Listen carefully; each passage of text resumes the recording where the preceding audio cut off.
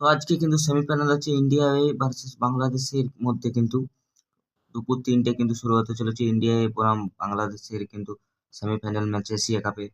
তো ইন্ডিয়ায় কিন্তু দুটি ম্যাচ জিতে কিন্তু কোয়ালিফাই করেছে, পাকিস্তানের সাথে হেরেছে।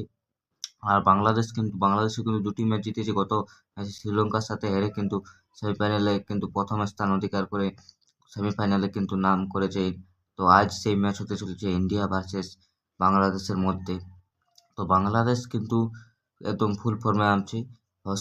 বাংলাদেশের কিন্তু সেমনিভাবে কিন্তু রান না পালেও কিন্তু তাদের বোলিং কিন্তু খুবই একটা আক্রমণাত্মকভাবে খেলছে, এবং ইন্ডিয়ার দিক থেকে বৈভব সূর্যবংশী যে ইনিংসটি খেলেছেন প্রথম ম্যাচে একদম অসাধারণ। তো আজ এই ম্যাচটিতে ইন্ডিয়া ভার্সেস বাংলাদেশের মধ্যে যে জিততে পারবে সেই কিন্তু ফাইনালে জায়গা কিন্তু দখল করে নেবে।